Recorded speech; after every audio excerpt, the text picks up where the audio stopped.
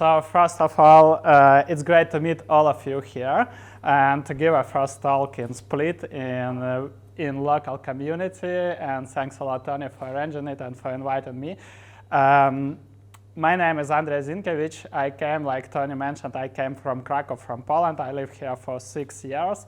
And I'm B2B marketing consultant, so that's like my 14th year in B2B marketing.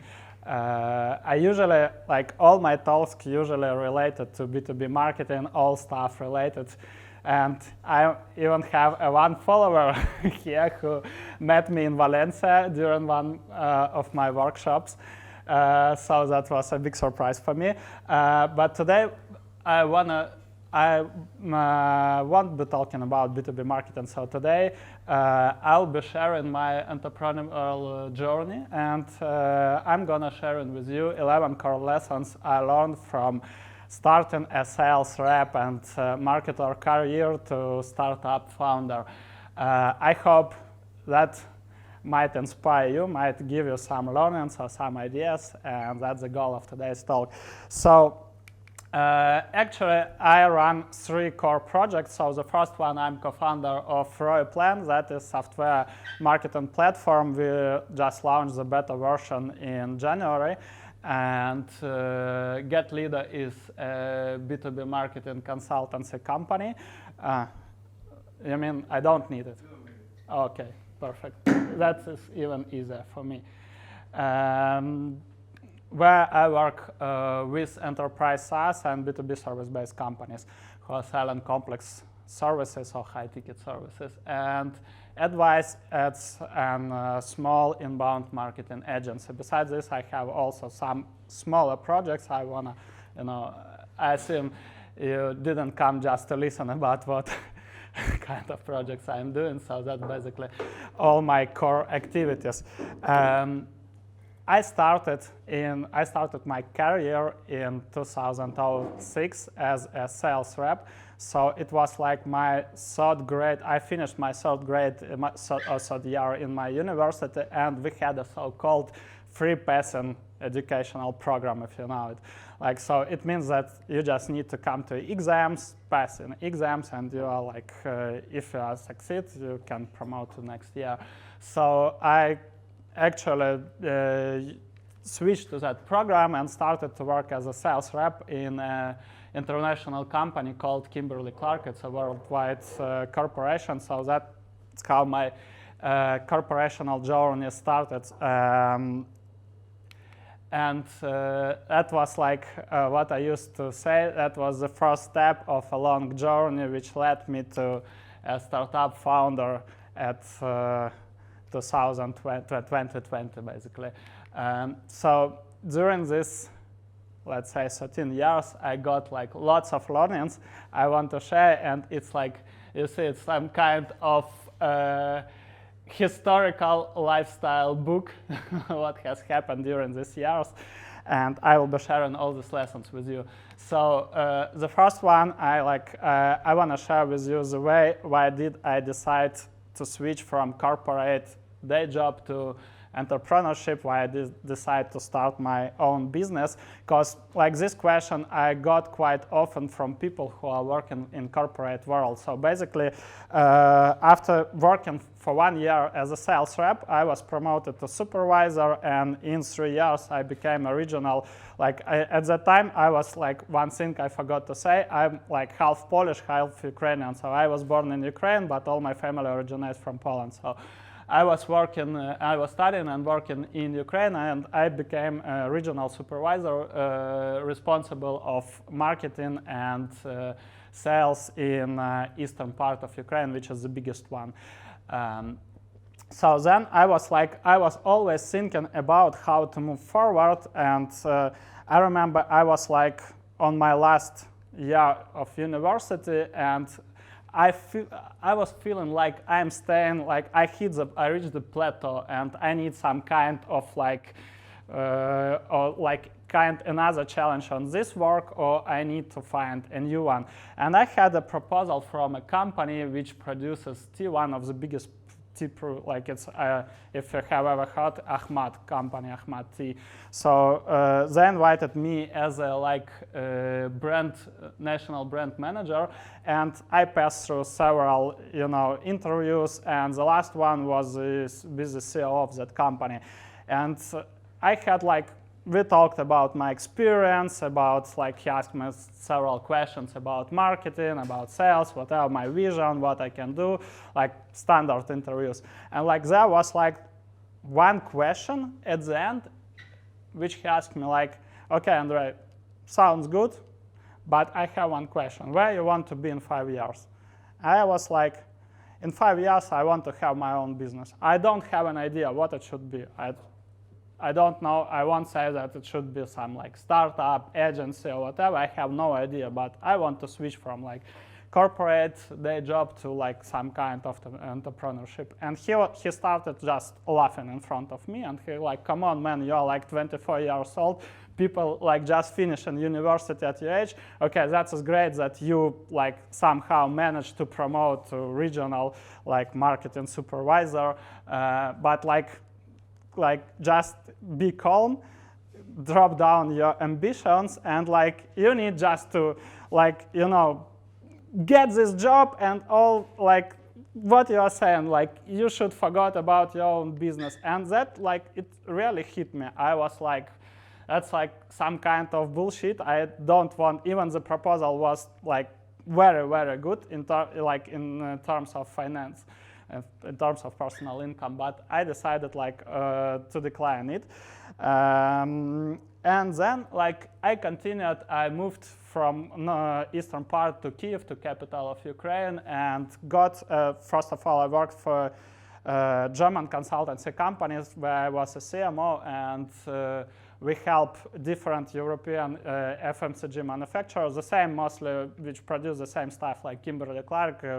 It was all about hygiene, baby diapers, fem care, paper products, detergents, and baby cosmetics. So we help different European FMCG manufacturers to penetrate into CIS. By CIS, I mean post-Soviet countries. So this Ukraine, Russia, Belarus, Kazakhstan, and all those countries to penetrate. And I was in charge of preparing the marketing strategy for this. For these companies, and my first client was exactly a company from Balkan. It was Paloma from Slovenia, so that was, you probably know this brand. So that was my first, I'm saying consultancy client just because when I left the job, that was my first client. So then I got a proposal from one of the biggest, let's say, post-Soviet corporations called Biosphere Corporation. I got a proposal to be a CMO and be responsible for core national channels. And I took this job, and I remember the most funniest situation. My first day, this corporation was divided into two big departments. So I was working in one department, and I got acquainted with guys from another department. And the CEO of that department was exactly that guy who worked at that Ahmad corporation, who said me forgot about your ambitions. I was thanks God that he is not my CEO. He didn't hire me. But it was a big surprise. And again, I was working 3 or 4 months for this corporation, and we had some kind of internal Friday meetup, drinking beers with colleagues, and they were okay, man, they have heard at the time. I will tell about it in more details later, but at the time I had a marketing blog where I was writing marketing articles, and they're okay, man, it seems you have a quite good blog. Why did you decide to come to this corporation? That was an issue why I did accept this proposal because of unsuccessful business, and that would be my next slide. And they, okay, but what are your goals? What do you want to achieve? And I told the same story. So I'm gonna leave you in 1 year. And they, okay, what do you plan to do? So at that moment, I had a blog probably for 2 years. I had around, I think, 5,000 unique visitors per month, around 2,000 or 3,000 newsletter subscribers. And I was like, okay, like while I was working at Kimberly-Clark, I was always in charge of, like, it wasn't like my official role, but I always was in charge of educating my team, you know, like bringing new ideas, trying to like improve team, trying to improve their performance, helping them to achieve better results. And I thought like probably I'm gonna to train in business. So that's my idea. I feel like quite good in educating people and transferring this knowledge. And like they started to laugh. Like I'm like, why are you laughing? Cause like, well, it's not a business. What we're talking about? Like just wait here for 5 to 6 years. You'll get a promotion. Maybe you become like a CMO of all post-Soviet countries. You'll get like, I don't know, 50,000 euros per month, whatever. But at the time, I had quite good salary. I had like a car from the company, insurance, bonuses, whatever you need for life.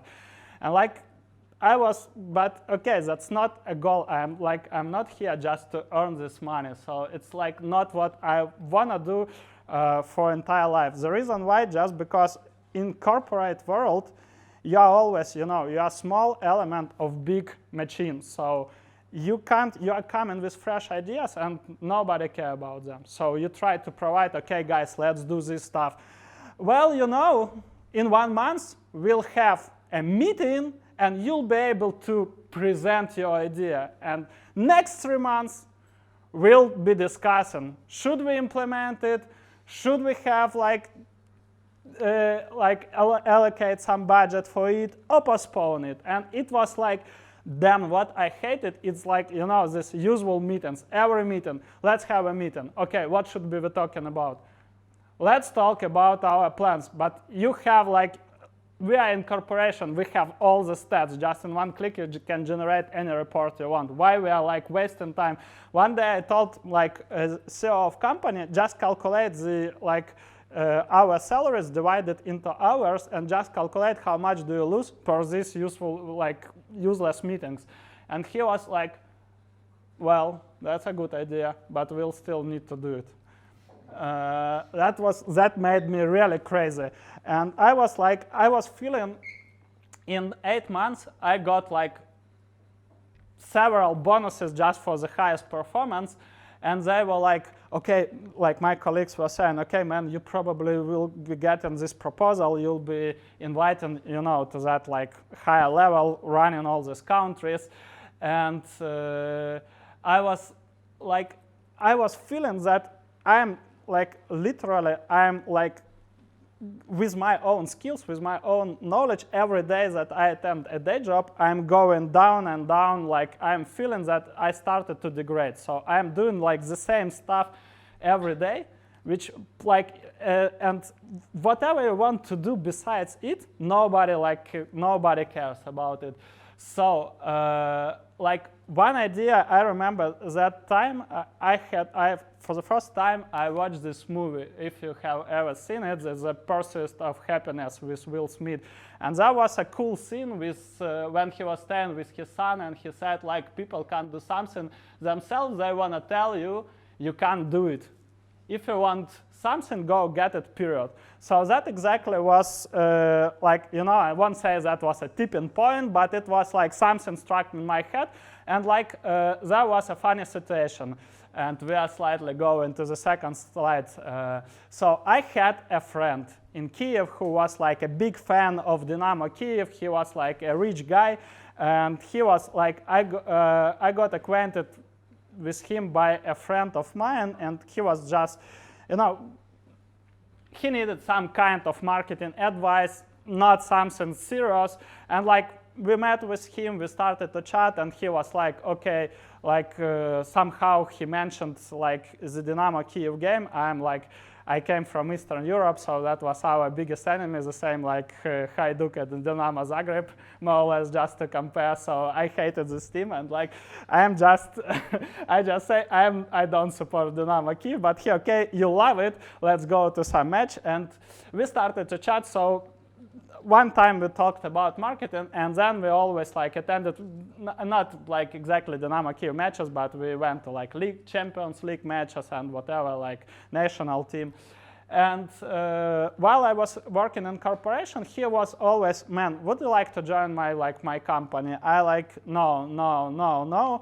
And then one day we were sitting like drinking a beer, and he said like, what do you think if I will give you a small share in my company, and like we'll launch some new, like exactly what I was doing in that German consultancy company. You'll just attract some new brands to our portfolio. They like basically that was import companies that imported goods and selling to core national channels, like you have Tommy, Konzum, like Bipa.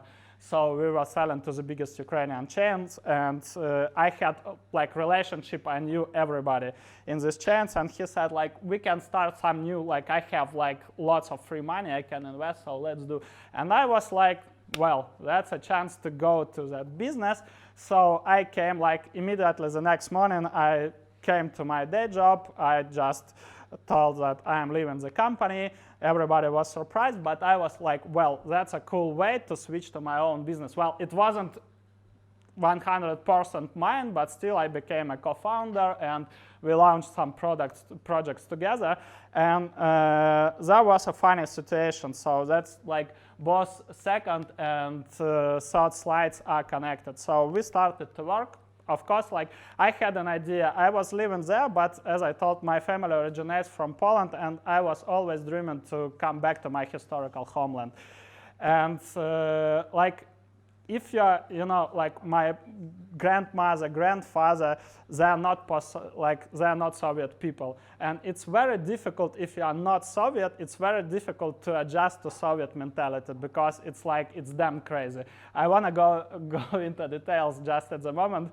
Maybe after the slides, somebody would be interested. I will describe it in more details. But it's like it's very crazy. Like, European mentality and Soviet countries, like entirely different, and it was really hard to work there. So my idea was that I will earn money, I will have some, so-called, let's say, amount on deposit that will allow me to come back to Poland, to Krakow, to my native beloved city.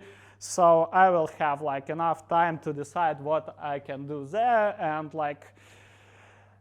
That's why I accepted that proposal. We started doing very great. I can't complain about everything. Incomes, like new projects that were bringing more revenue to our portfolio. We signed contract with 3 clients.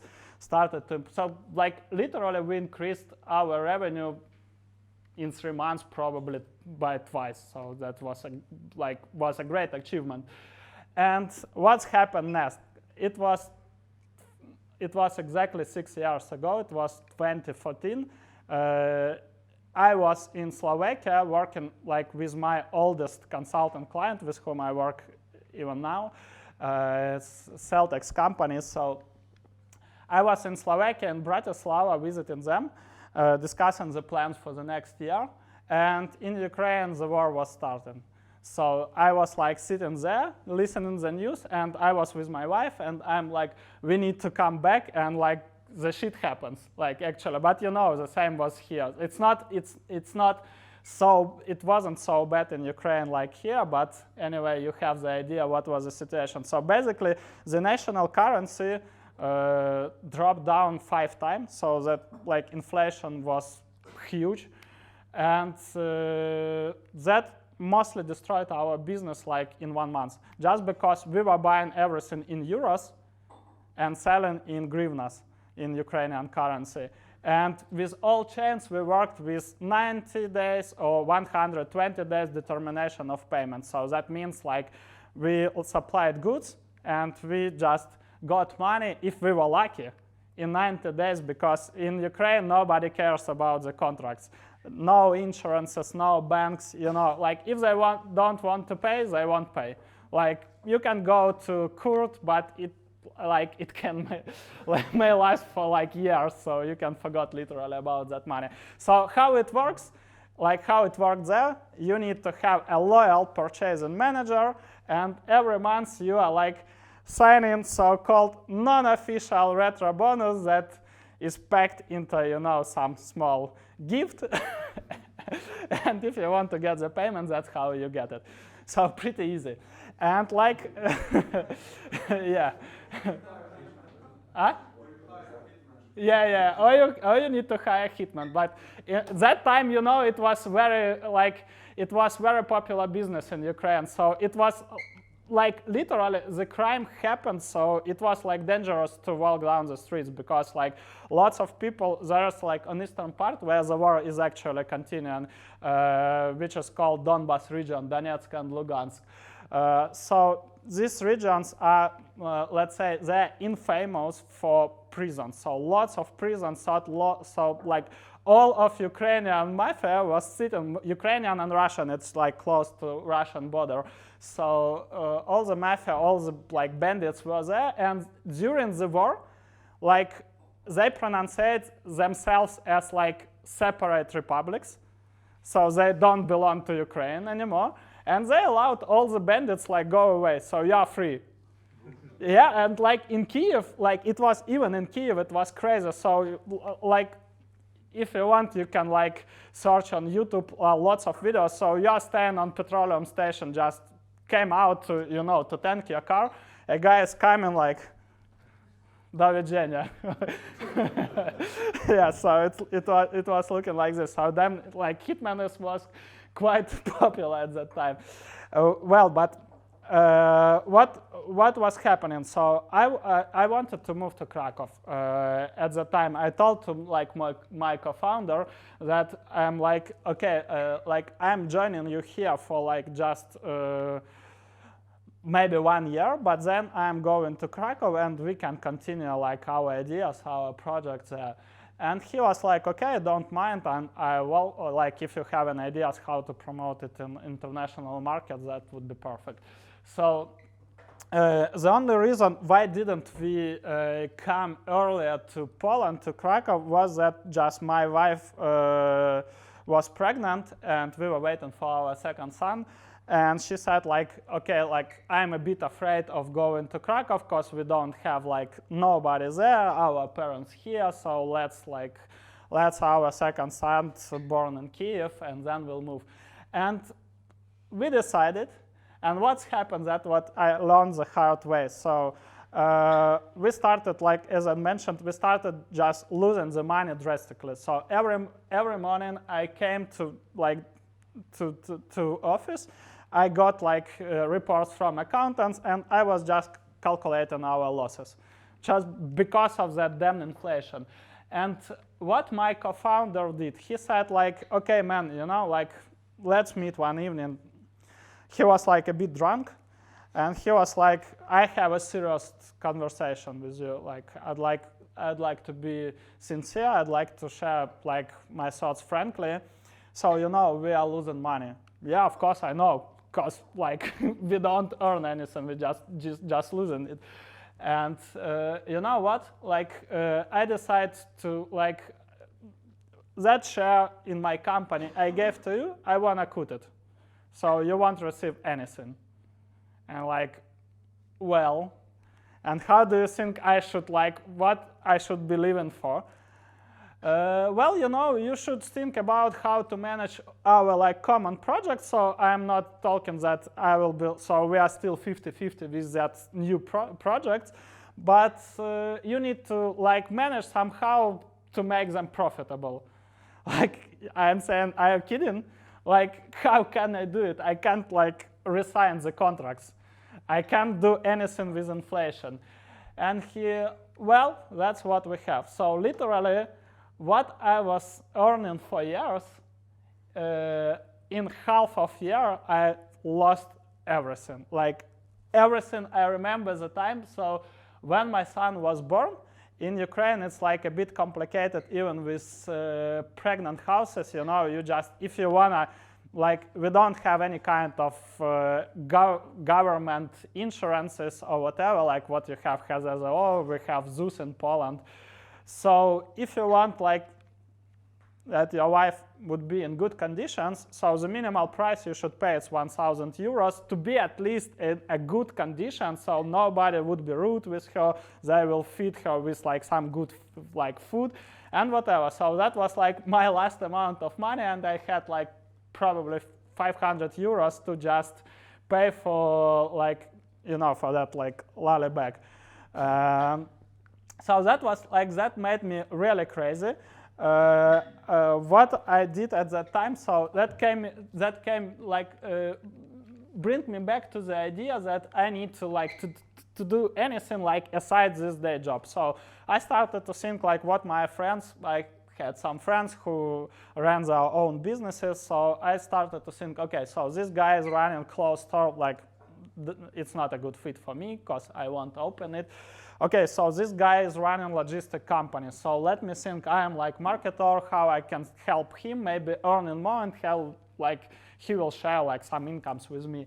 So I called him on, oh, well, okay, like let's do it, I'm up to it. So I started to hardly promote his company, doing different marketing experiments, activities. So we started to get leads. So we like, I'm sending him leads and like no reaction. Then like next day I get an email, like remember from one lead, he's like, okay, so I left an inquiry and nobody replied. So I'm calling my friend, okay man, so I sent you like a lead yesterday, why didn't you call him? Well, you know, I didn't have a time. Cool, but I can't, like, you have all the conditions, you deal with drivers, you deal with like legit price for these trucks and whatever, so I have no this I don't have this information, so I can't call leads. I can't provide anything to them. Well, you know, when I will have the time, I will call them. Shit, like, immediately the same, like, the idea, you need to make money, so again, it failed. So I decided, like, whatever, like, I took, let's say, some private loans from parents, friends, and whatever, and said my wife, so let's pick up all our stuff, let's pick up my son, and let's go to Krakow. I'm like full of Ukraine. That's just another story why I'm talking, like, at the moment, I'm really neutral to that country, but at the time, I was really angry because lots of things. So we just packed all our stuff and went to Krakow. And I decided to start, like all my assets at that moment was my blog, was my newsletter subscribers, was like, let's say, my small community and people who was like fond of articles I was publishing. So what I did, I like decided to analyze my newsletter subscribers, and I just made a list of people who, like, you know, who opened most of my emails and who clicked on most emails, clicked the links, visited my blog, read most articles. So I decided to reach them out and ask, like, first of all, introducing personally myself to them, telling, like, saying thanks for, like, reading my stuff, and asked them to, I made a short survey where I was asking about their challenges, what kind of marketing help they would like to get, and whatever. Like, I got replies, and then simply like reach them out if I'd run any kind of consultancy and would be able to help you with this type of problems. Would you like to hire me or get my personal help? And I got like 3 replies. I sent, okay, so if you want, we can proceed like literally from the moment. And here's my PayPal link. And like 3 people just paid. So that's how that, let's say, official consultancy started. And then I realized, so from that point, everything, you know, started to go on. Like, people asked to make more workshops, to run, to create some courses, and so on. And then I realized that, like, from years, it was like 6 years ago, you know, like from this perspective, I can say that literally, whenever you think that you'll make, your goal is only making money without any mission, without any idea of helping people, like, I learned that, I don't know about everybody, but in my point of view, for what I have seen, these projects are always fail. So at that time, I started to realize projects with successful mission. And one of these companies is Mind Valley. which is like, I really like this company because of their corporate culture and the way how do they educate people. So Mindvalley, what I got fond of is their mission. So they thought, you know, like being human is more than just what about broken education system makes it out to be. We teach the world the art of truly living extraordinary, fulfilling, happy lives. So I was so inspired because I visited their community. I saw like thousands of great testimonials about the programs, the way how do they programs, the way how do they improve their programs, the way how do they help people, like lots of topics, you know, like weight losses, productivity, whatever, like lots of it's like, let's say, so-called soft skills. And I was like, that is something I need to do in marketing space. And I just applied these principles, and literally in 2 years, I grew my blog to 35,000 unique visitors per month. My newsletter subscribers hit the 25,000 subscribers level. Well, and I got like every month I got lots of inbound leads of people who were coming to me and asking for like consulting services. So that was an idea that you always need to find like the way how you can help your clients, how you can improve their lives, and like the money will always come. So that is my core principle with all projects I cooperate with or I'm founding. And there is a funny story with growing personal brand or growing a company brand. I was like, I had an idea just because I was visiting Western blogs, Western entrepreneurs who is like in marketing, in tech scene. I was like, I realized that most of them have like, they name companies. So it's not like Noah Kagan, but he had like Ogdoors. He's a founder of Sumo.com and AppSumo, if you have ever heard. That's like a Groupon for software products. So Brian Dean in search engine optimization scene, he has a backlinker company he's famous for. And I was like, well, probably I need to find some kind of company, but that was like, at the same time, I had I learned a story which inspired me. This guy is Oleg Tinkov, he's from Russia, and he's so-called Russian Richard Branson. I mean, just why so-called? Because he hangs out quite often with Richard Branson, he's quite famous, but he's damn good entrepreneur. He launched lots of businesses, brewery, like he made so-called pelmeni, if you know, like it's like some kind of Italian gnocchi, but in Russian style. In Poland we call it pierogi.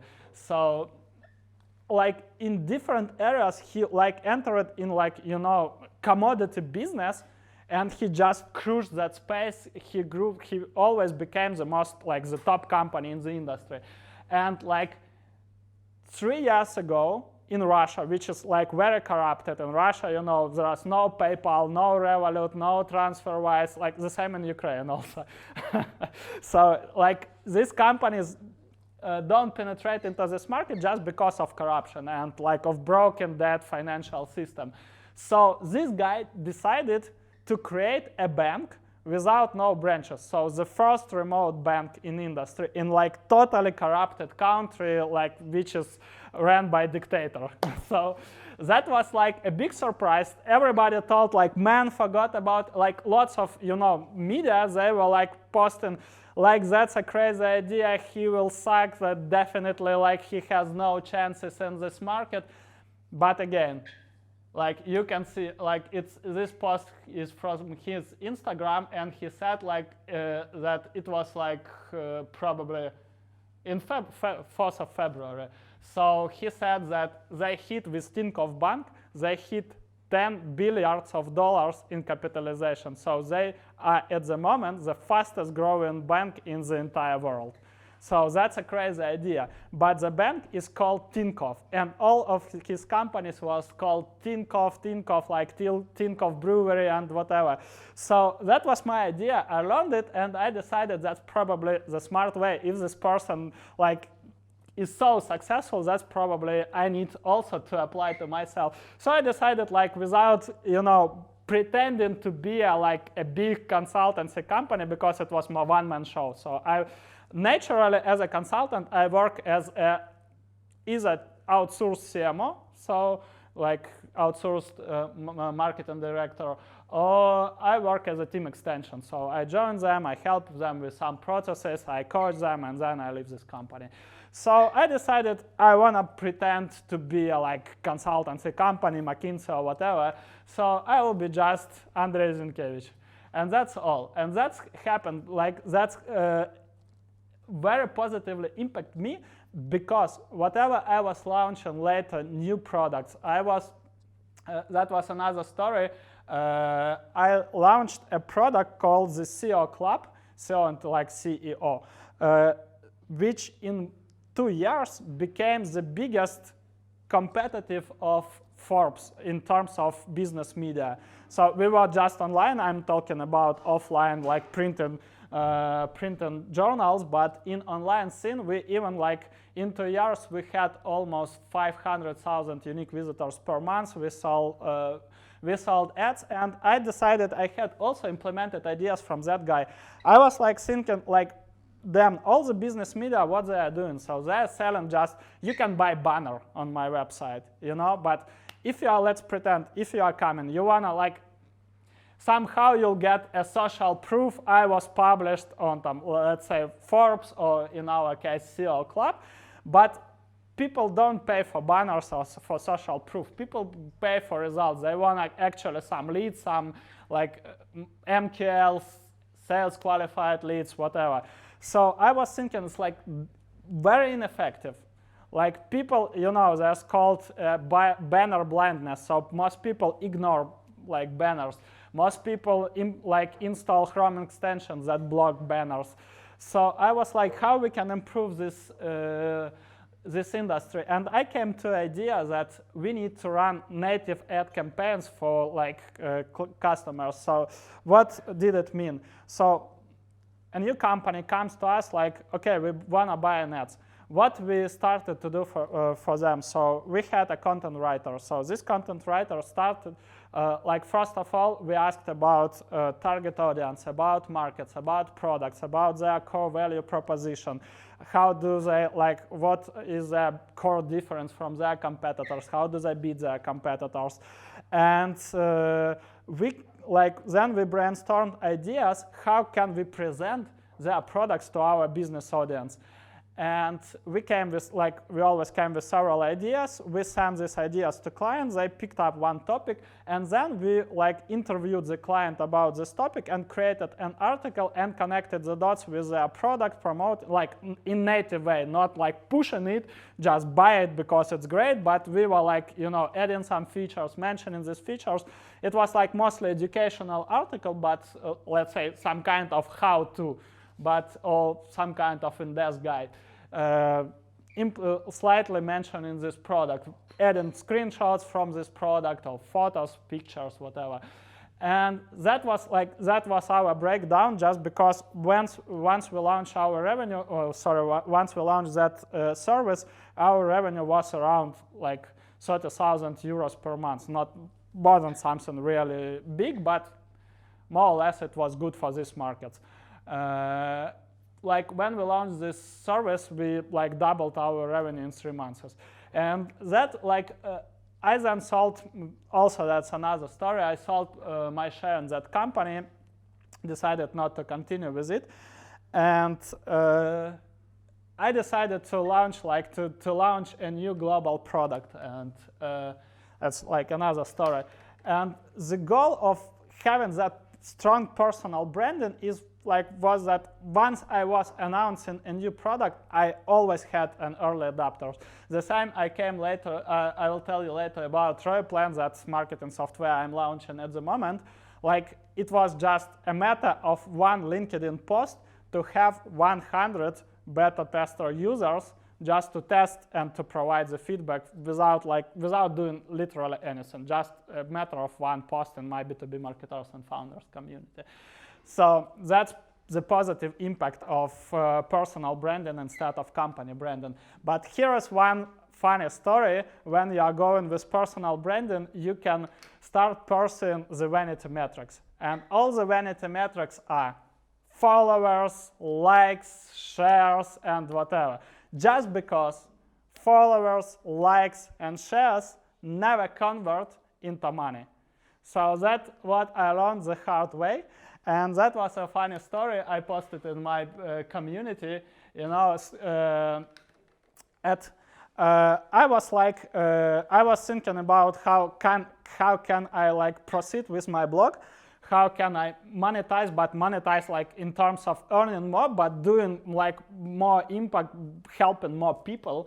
So I was like learning about different content marketing strategies, tactics, and I came to an idea by that guy Brian Dean. I mentioned with content upgrades. So literally this tactic means that for every article, and at that moment I had around 80 articles in my blog, and for like, let's say 40 of them I was ranking like on the first page of Google. So I had like most of the traffic was organic traffic.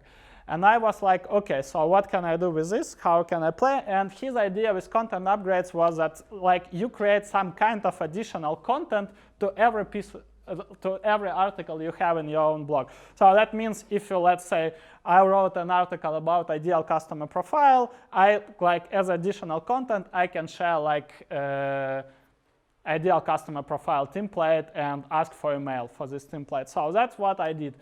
Like, and I was like seeing that like conversion from traffic to subscribers was immediately increased. I got like literally 25,000 subscribers in 1 year, and I was like, when I analyzed like open rates and sales, I realized that open rates like dropped down from like normal 30% for one email like. From one email newsletter to 12, 13, and then I realized that's like a lot of bounce rates and a lot of spam complaints. Just because lots of people then like it, and also I analyzed sales, and sales didn't increase. When I had like 5,000 subscribers, but people who naturally subscribe to blog, the sales was literally the same, but the open rates, all the stuff was much more better. And then I came to mind like that people that like the fact that they download some additional content doesn't mean that they want to like to hear something from my side. That doesn't mean that they are sales ready and they want to buy something like or hire me or whatever. So that was the truth. I had the same like on Facebook. I was like, you know, at the time I was talking on most popular conferences in Kyiv, in Moscow, in St. Petersburg. I had all these damn followers, and people like for every time like I'm posting, oh damn, that is so good, it's so cool. But like when it comes to sales, nothing. Like people don't convert. So that was like a funny story. I realized that like making money and making followers are two different things. So I decided what I have done. I like wrote a sincere newsletter, but at the time I had a very, let's say at the time I had a broad positioning. So it was about B2B marketing, not related to any niche, and like the audience was like entirely different. You know, lots of people were coming like. Besides my target audience, there were like bloggers, copywriters, marketers, content marketers, and whatever who were just reading my stuff, but didn't have willingness to like to use any paid products. So that was the story, and I decided what I decided to do. I just shoot a newsletter. First of all, I narrowed down my focus and said like. I will continue work with just two industries, with like B2B service-based companies and with B2B enterprise software companies, which I was like working for at that moment for the last 2 years. Now I'm working with that industries for 6 years, and like all the content will be related to this, like to these two industries, and you need just to qualify yourself. So I created a big survey, so you need just to fill it in if you wanted to proceed with my newsletter. So from that 25,000 people, only 5,000 people left. But like immediately the amount of inbound leads, immediately the quality of inbound leads increased. So I got like my biggest, at that time, client from Russia, besides international customers from Russia, like that Rostov manufacturing company with who I worked for 2.5 years. And that was like greatest example. And when I asked, why did you hire me? Like I'm always asking clients Like, why me? And he said, like, because all your emails, I was reading them, and I was feeling that you, like, wrote them exactly for me. So that was the goal of that story, and that I realized that, like, all the stuff, followers, like, all the things doesn't matter, so you just need to focus on your real target audience. And then I wanted to share, like, a funny story, just because it's nowadays lots of people are talking. I mentioned that I ran a workshop in Valencia at that time. I didn't tell about this, but about LinkedIn. But what's happening nowadays is that people became so obsessive about all the stuff, become an influencer. I need to be influencer in my industry. I need, like, and what's happening with, like, with people, it's like, just because we are living in technology era, you know, lots of softwares appear, and like a year ago, a tool called Lamport appeared. So basically, Lamport is a tool that helps you to, like, you can invite people, and people will automatically comment and like your post. And like, lots of so-called fake influencers appeared on LinkedIn, literally like that guy. So you see, like, all the stuff. If you go down with all his posts, you'll see the same comments and, like, the same, couldn't agree more, like, very good post. And you are just scrolling the same people, the same comments for every post.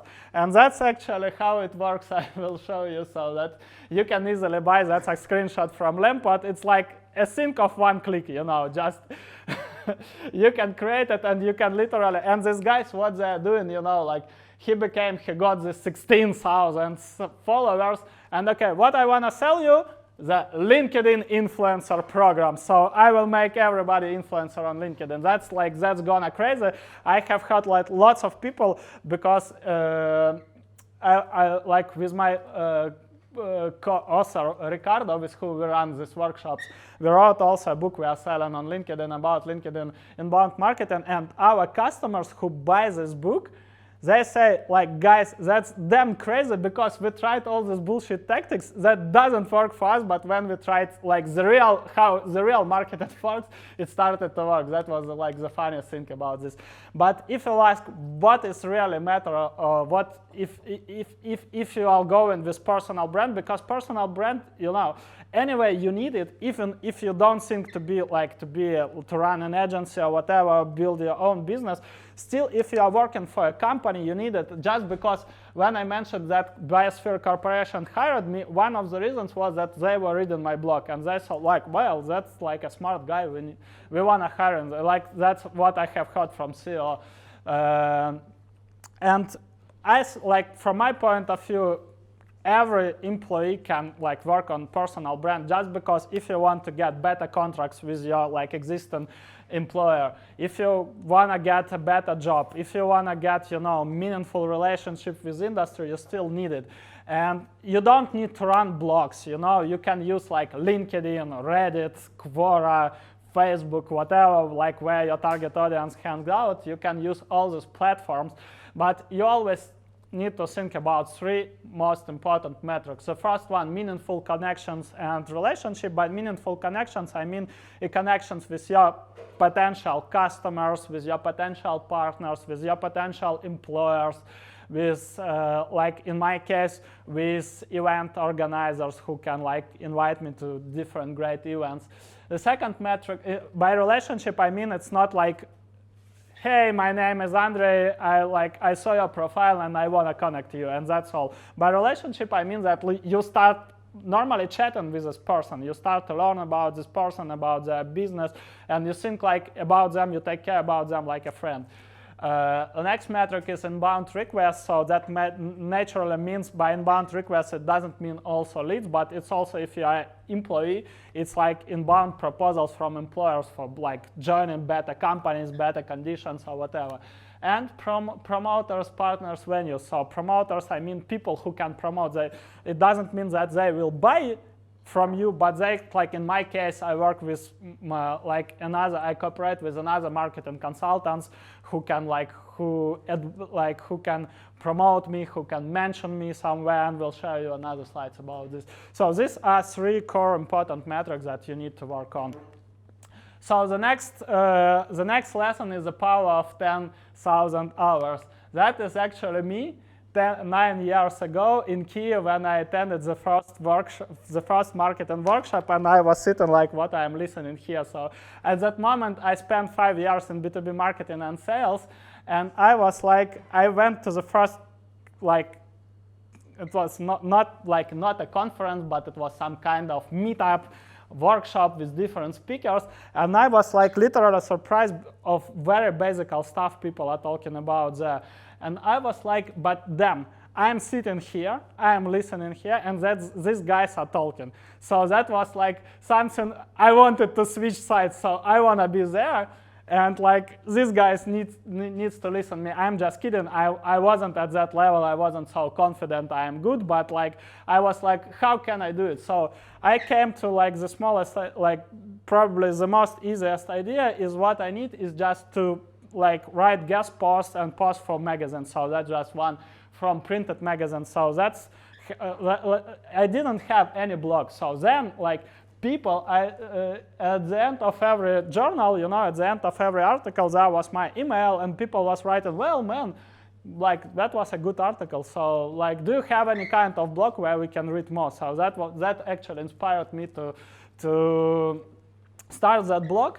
And how did I build that confidence? I read a book by how this author was called, Malcolm Gladwell. Yeah, exactly, Malcolm Gladwell. It was Genius and Outsiders, if you have ever heard about this. He is sharing a story about 10,000 hours, and he was sharing a story about Beatles. So with Beatles, it happened like before they became popular, they were like playing in some like very shitty clubs in Liverpool, in Sheffield, in the UK, and nobody knew them. And like nobody, when they wanted to like, you know, to promote themselves to some good nightclubs, nobody wanted them. So they went to Germany, and like they succeed in Germany, and they spent some decent years, and like their sharing or their learning also was that you need like to become a pro, you need to spend this decent amount of time doing the same stuff. So like that was my mindset, and I assumed, okay, so like let me do it. I assume that might work if people like just reply to like some random articles. I am reading them and I am laughing just because in terms of my like nowadays of my understanding of quality content, that like it's something really shitty. But anyway, we start. That was like exactly my idea. Like you need to start your journey with some first step.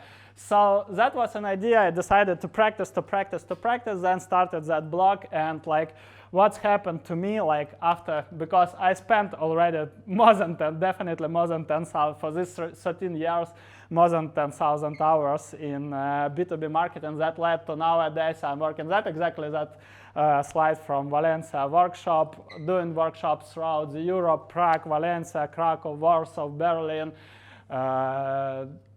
Stockholm. So that's like, that was a result of that practice.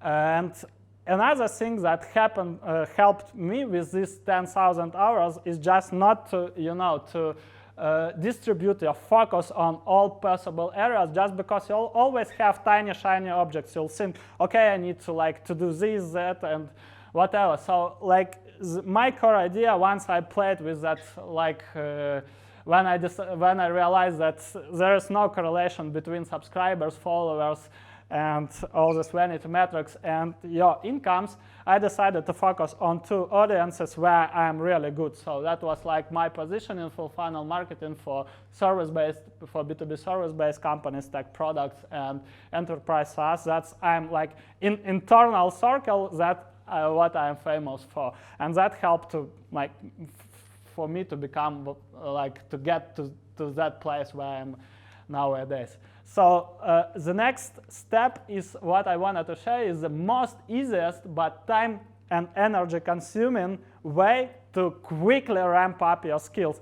And once I sold my share in that SEO club, I had just one project. So I had only my blog running these courses, but I was like, again, I was feeling exactly like my last year at corporate. So I was feeling I reached the plateau. So I'm working with not very let's say I won't say bad words, but I wasn't working with the audience I want really to work. But it wasn't the problem of people who reached to me out or with who I work, but the real problem was that the average quality of businesses in post-Soviet countries is damn low.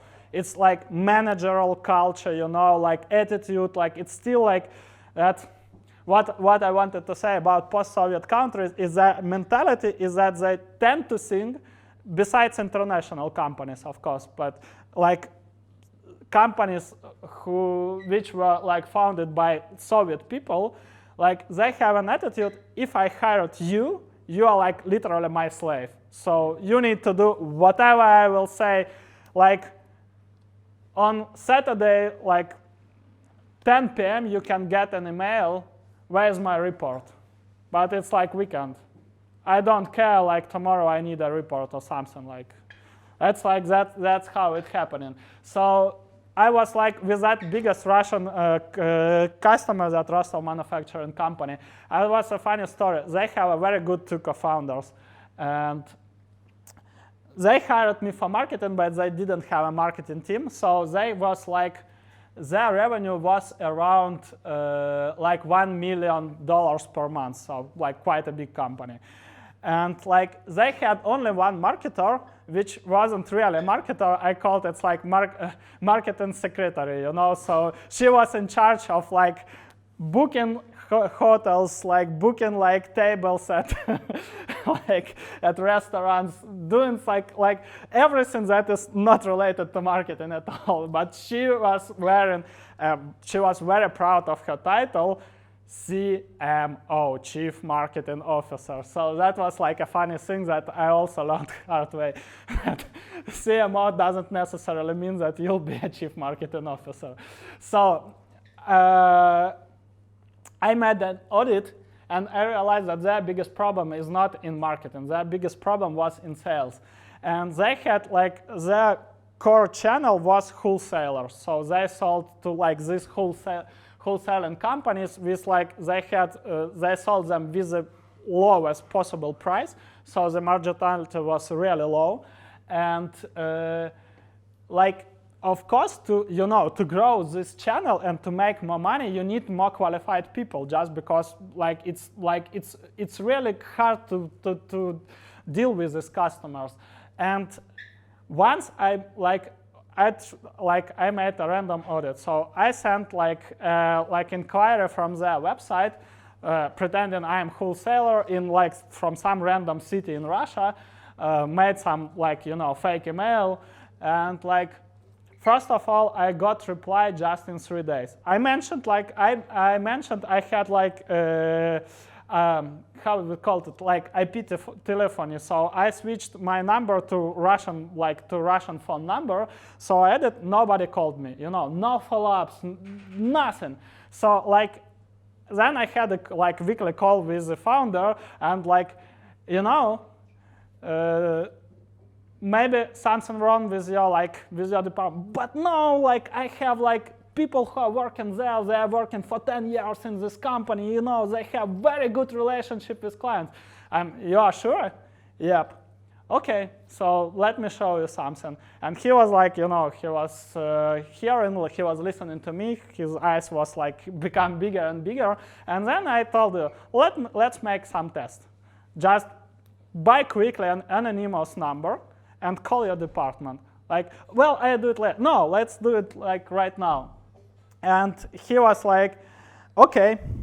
So he's calling, nobody picking up the phone. Okay, send an email, make a fake email, send an email, and you'll see how it works. And the same story with me. So he got a reply in 3 days. But the reason why I asked, what is the salary of your sales rep? And their salary was $300. I told, man, your core channel, so this channel generated around, maybe I am wrong at the moment, but it was something as 65% of their entire revenue. And you have the lowest skilled salesperson who manage this channel.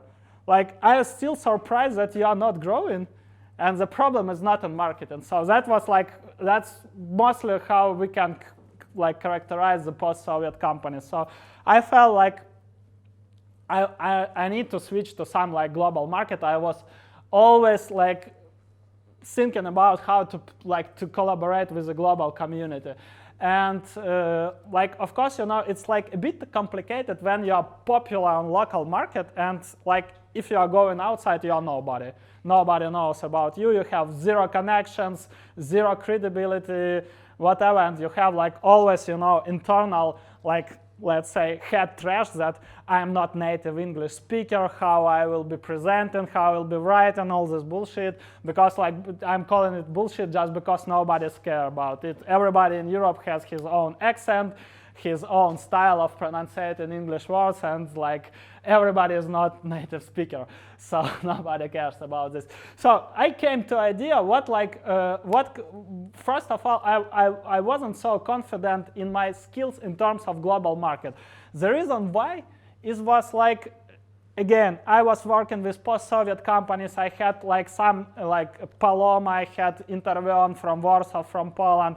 Already worked with Celtex from Slovakia, and like, but still it's like Eastern European companies, and you know, it's like quite difficult to switch to Western world just because, you know, all the books, like in terms of marketing, all the best marketing books are coming from United States, from Western Europe, and you are like, well, you are learning from these guys how like, where am I and where are they? So it was like very complicated. So I thought, okay, like I need to ramp up my skills, so I need to become a better marketer.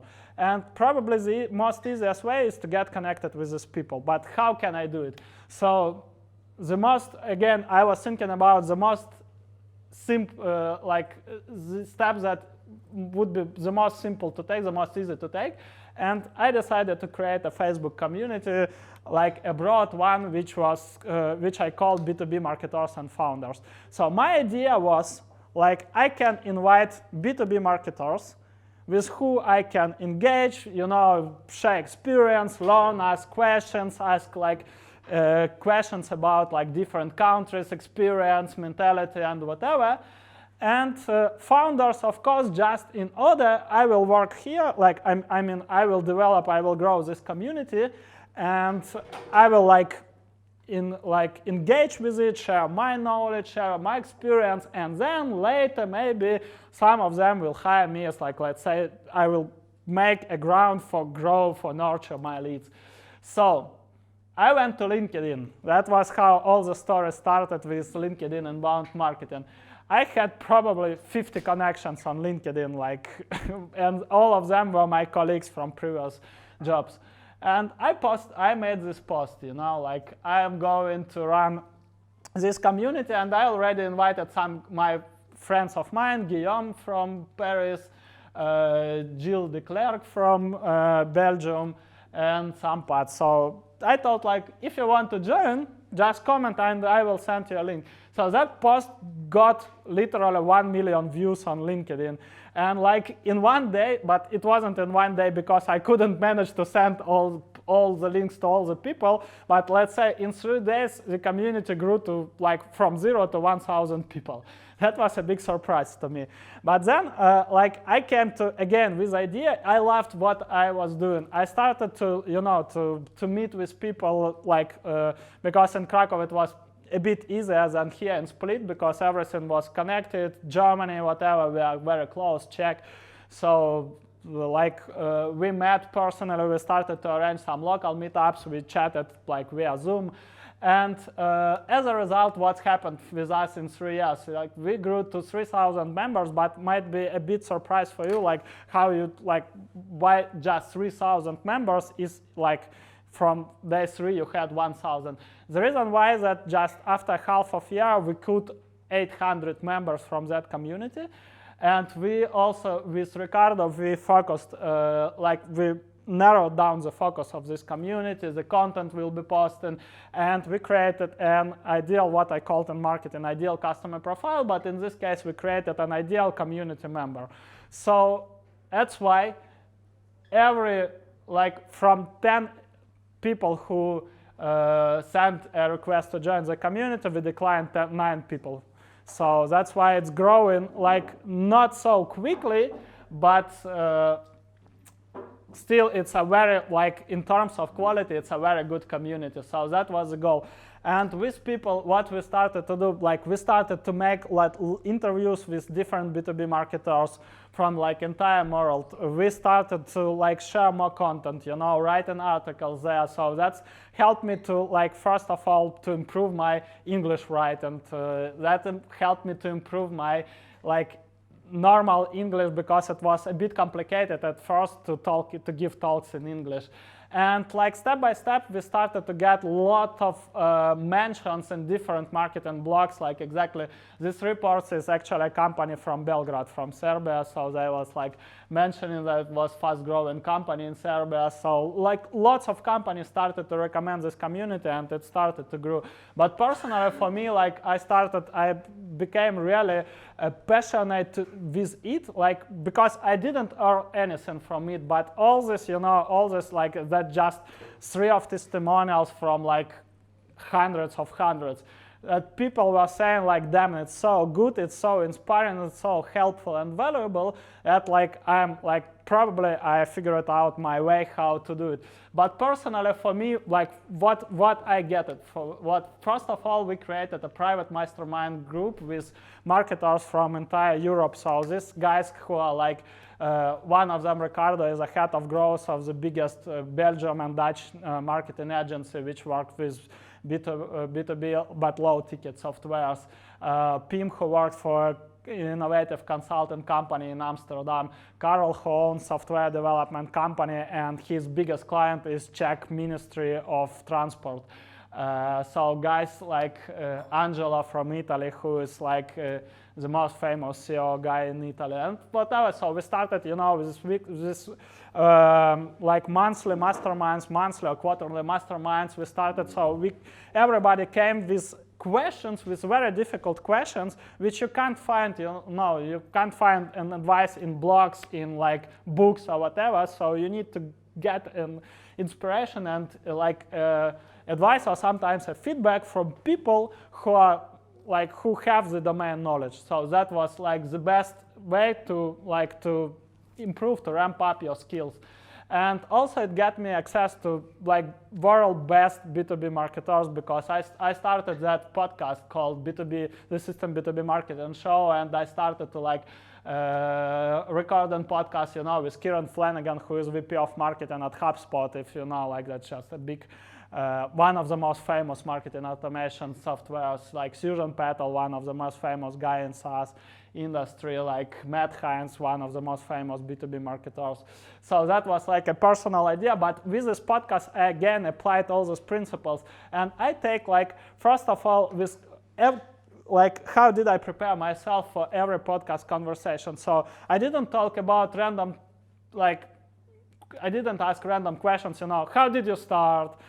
What did you do to grow your company? But I took a guy who like has a knowledge in specific area. Like in this case, like let's pretend how to create a B2B marketing strategy for a software company, because this guy, like he grew HubSpot.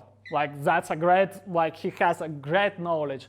So with that guy, I started, you know, to ask specific questions I had from my clients, from my challenges, what I really wanted to know about. And the biggest benefit I got from it, that I literally got a free advice from people who has a great knowledge. So that was, of course, like again, like another opportunity to grow my own skills. And then, like, you know, it helped me to start sharing my knowledge. And even in Spain, which I'm like, I was given talks like in last 2 years, probably in different Spain cities. And this guy, he's one of most famous Spanish marketers who like mentioned me and lots of people, you know, sharing about the community, about myself, and that's also the result of like doing all this type of activities. But let me share, because we don't have too much time, I want to go quickly with some managerial stuff and learnings I learned during these 13 years. So once I started to grow like that community, I created a Getleado project where it's basically my B2B marketing consultancy. And of course, I had that blog for Russian-speaking company, for like Russian-speaking markets. So what I decided to do, I took my team from that CEO club, so I invited to join me and just rebranded that website to an inbound marketing agency. So we started to grow with it, like slowly. Just this, I didn't have an idea. I didn't want, to create some big agency. Never wanted to do an agency business, but still, we like in 1 week we recruited 5 clients. We acquired 5 clients. So we reached our total capacity. And what's happened? I was like a micromanager. So I was like, okay, but in inbound marketing, we were doing the same native ads, but in scaling. But so we were in charge of entire content marketing of our clients. And I was like, send me all the interviews for review, send me all articles for review. Did you run SEO optimization? Send me your report, send me your keyword research and whatever. Send me client feedback. And I was like, I realized that I literally spent 80 to 90% on reviewing all this stuff. So that was damn crazy. But what people learned from me, that they can share, so they don't need to be responsible. I need to be responsible. So once they said, they're sending everything to me. Whatever happens, all questions to me, I need to decide. And that was that famous quote by Richard Branson, that if you really want to grow, you need to learn how to delegate. So I was like, that was a very tough question. So I decided, how can I do it? And just don't worry, it's in Russian because this team is Russian speaking. But it was an example. So every time this slide is a question, I don't know how to install analytics on a Podia. We use this software for courses. I'm just, okay, but I hired you that you need to solve it. I don't care. You need to figure out. Just go to ask their support, visit their frequently asked questions or whatever. But you always, your team, if you want solve this, your team always be delegating you all this stuff. So then I made a post with areas of responsibility. So everybody is responsible for this, and that. And you need to if you agree, okay, so just comment that everything is clear. And what we decided doing next. So we started that was my idea of documenting of all our processes. Content audit, content preparation, search engine optimization, initial audit, initial onboarding, and whatever. So we have lots of checklists that are standardized, and I don't care about all the details. What I did then, so I hired first, I didn't initially got the benefits of it, but then I realized all the benefits to hiring, and I will click one slide. Further, to hire a project manager, because I hired that girl and she's in charge of everybody, of all timelines, of controlling everybody. So I'm literally don't care about it. All I ask her, just send me a progress once per week. That's pretty all. At first time it seems like you are paying, but everybody could do this, playing in Asana or Trello, reporting this stuff. But in this case, you need to manage everybody. You need to control all the deadlines. In this case, no, just because her KPI to do to complete all the tasks in time. And another thing that I learned is to create an internal learning center with video instructions. That's the most powerful way, just because if you create a text instructions, not everybody will get them with screenshots. And with preparing all the screenshots and steps, it will take much more time than preparing video instructions. So what I decided, any question I get, I open Loom extension, I record a video, I give them, and that girl who is in charge of project management, she add to our internal base and whatever. I never come back to this question. So once somebody so the first time you need to open Notion and you need to figure out whether we have this instruction or no. That's literally helped me to exit out of that agency. So I work on some strategical level and get, let's call it some kind of passive income because I don't really engage in it. And there is another learning which was always complicated for me to become okay with OK standard, because not any employee will do the same stuff like you. So that's a really complicated thing.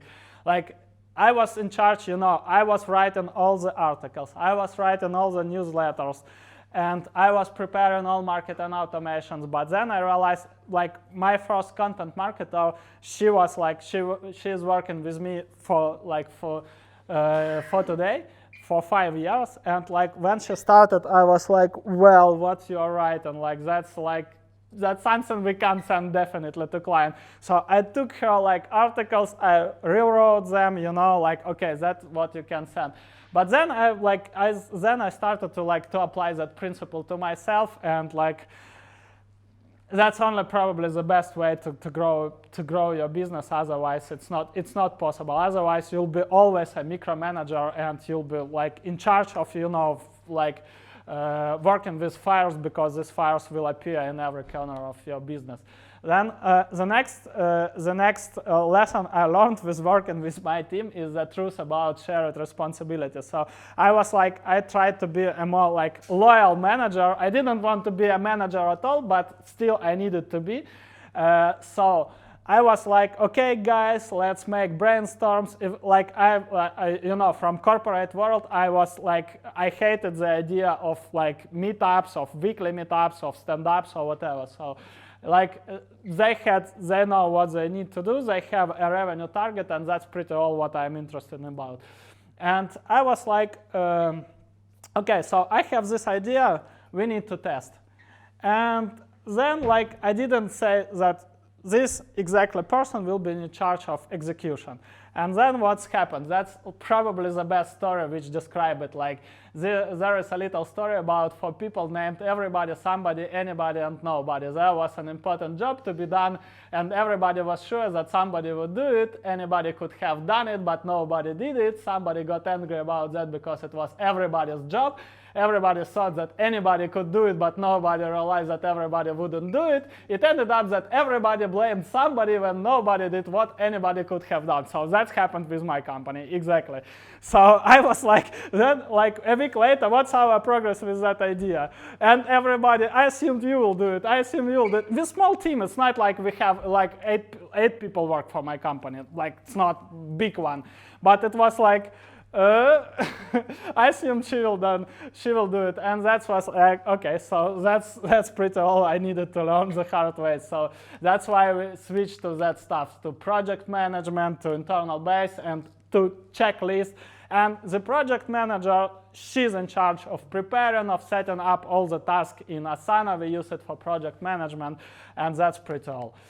So the next one is hiring talents versus growing talent. That was a complicated thing. I remember we decided to hire, even we were inbound agency, but we had inbound leads, and guys, they were so busy they didn't have a time to interview new clients. And of course, I didn't want to do it. I didn't want to spend time for discovery calls, for all these things. So I decided to hire a guy who was in my community, and I knew him quite well. He was working for Reckitt Benckiser, also international company, as a sales manager for 10 years, so quite experienced guy. And I was like, would you like to work with me? He's, yeah, definitely. I thought, we don't need you for full time, but let's agree just say me what are your conditions to work with me partially. So you are your goal is to work with inbound leads, and I will give you some processes how to proceed with hot leads. That's another story, how we defined hot sales qualified leads. And he was like, okay, so here are my conditions. Let's start working together. And that was a pretty crazy thing that I learned the hard way. So when you are hiring an experienced person, you are also hiring their experience and stereotypes, both good and bad. And that was did you record your discovery call with? Because his first 10 calls, they all failed. I'm like, that's something going wrong, because we use usually we close from four inbound leads, we like close 3 customers. In terms of, we don't sell only inbound marketing services, but we also sell my like private corporate workshops or whatever. So usually close just because it's people who know us, who read our stuff. They like we close usually like 3 or 4 leads, and that was something definitely goes wrong. I like, did you record your call? No. Like, but why? You have like, I told you at the beginning that you need to record all your calls. Well, you know, like it looks like you don't like, you are not confident in me, or like I didn't build enough credibility. But I'm not about this. I'm listening to these discovery calls to figure out the objections, the doubts, the clients like or clients' concerns, to figure out what kind of, I don't know, content we can create, case studies or whatever they might need to simplify the sales process.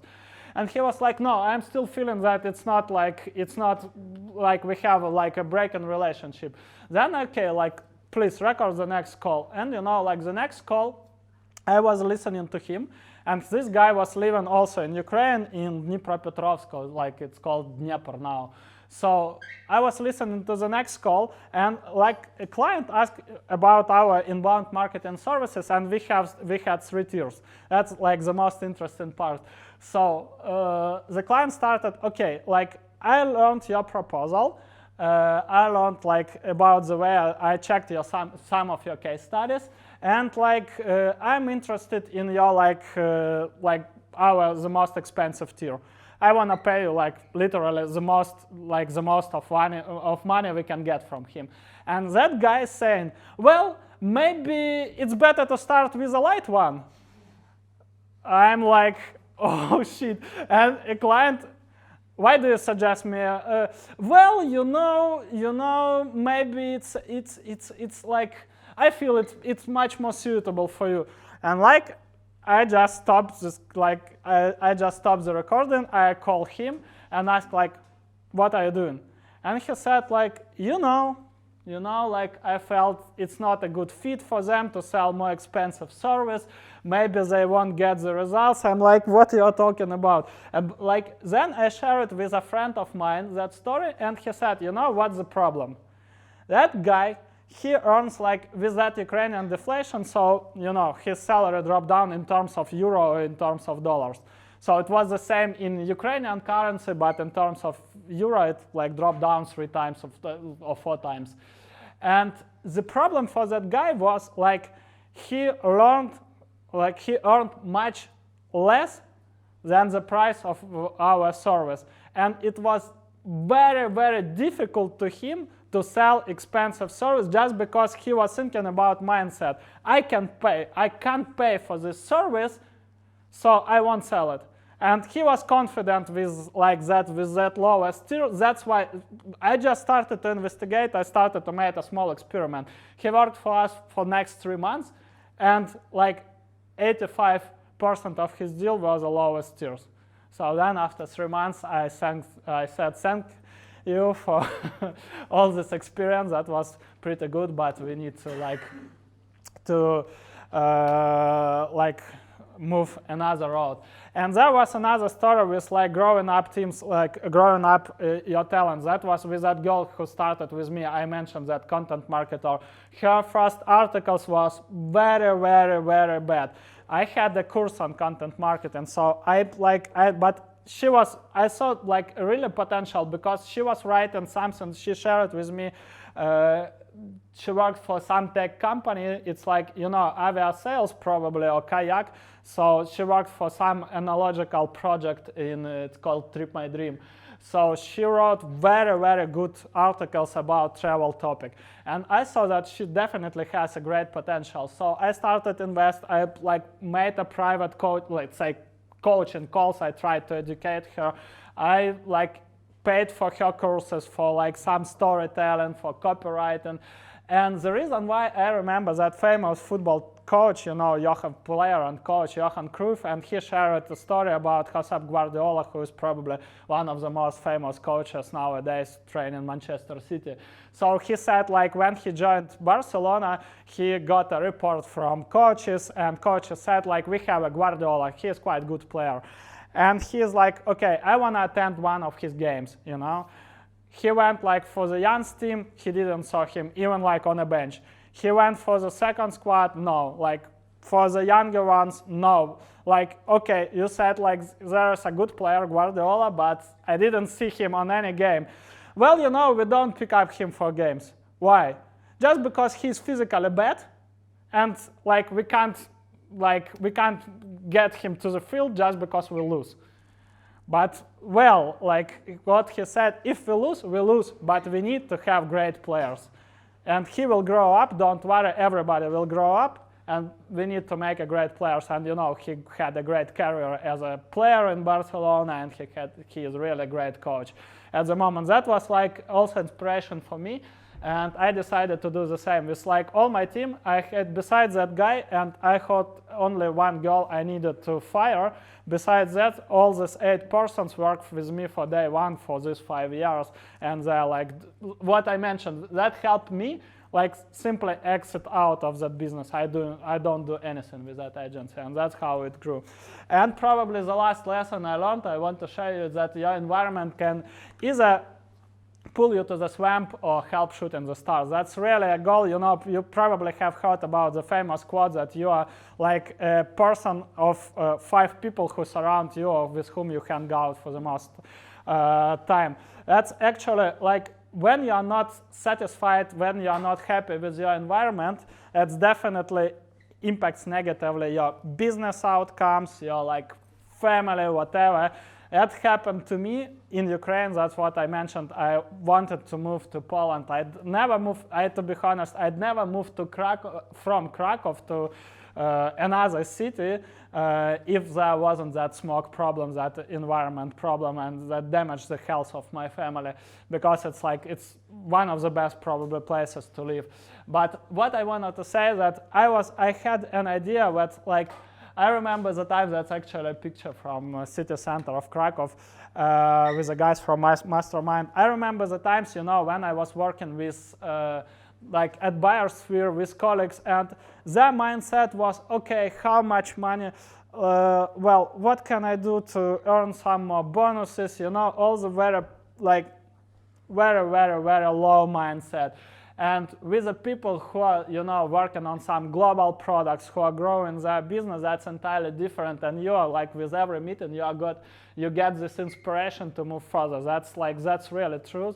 And also the place, what I realized, like the last half of the year with Krakow was like extremely dangerous, just because the air pollution was so bad, and like Krakow became overcrowded. So in the last 5 years it grew from 700,000 to 1,200,000 of inhabitants. So people, it's historical city, and it became literally a like huge traffic jam. Whatever you want to get, you are staying in traffic jam. So I know people are saying like in Zagreb we have, like, believe me, it's nothing compared to what we have in Krakow. So you can't get like you have like a distance of 5 kilometers, and it takes you 1 hour and 30 minutes just to get to that place. So that was crazy. And in our case, we had like the biggest problem in my case was that my elder son, he was playing football. He is a big fan, and he was like pushing on football. And it's like the level of football in Croatia and in Poland, we can't compare. It's like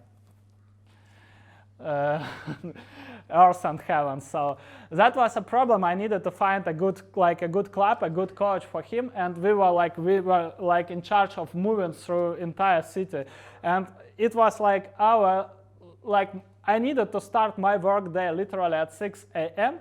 just to finish everything to 3 p.m. to move with him with all these trainings, with moving this through all these traffic jams, and with, of course, when you know, we don't open windows for 7 months just because of that, like damn smoke. So that was crazy. I was really got angry. That was a thing that I decided to. I won't go in details why split, but anyway, that's a picture of my family. So once I came to Split in June, you know, like for 2 years I had an idea of launching a software product, and I didn't have a time. I didn't have, or when I had a time, I didn't have enough motivation to start working on it. like for the last 6 months in Split, I launched Royplan. I launched another project I called iTractor, where Tony also gave a talk on online conference recently. So it's an educational project for IT companies. So I grew Getleado project. I grew like our community. I gave some more workshops and whatever. That's the reason why like I came here. I got inspired by that beautiful region, but by Dalmatia, by Split, and that's why like every day I am waking up smiling. So that's probably the best learning I got. That once you are living in a place which inspires you, you'll definitely rock the scene. So that's basically what I wanted to share with you today. Thanks a lot for listening. I hope it was insightful, maybe inspiring you. So basically, if you want, you can connect with me on LinkedIn. Just type Andrei Zinkevich, or on Facebook, or recently I launched a WhatsApp channel about my startup journey. So whatever, like whenever you want to join me with, like, you are welcome. So that's pretty all. Thanks a lot for attention. Hope it was good and useful for you. Thank you.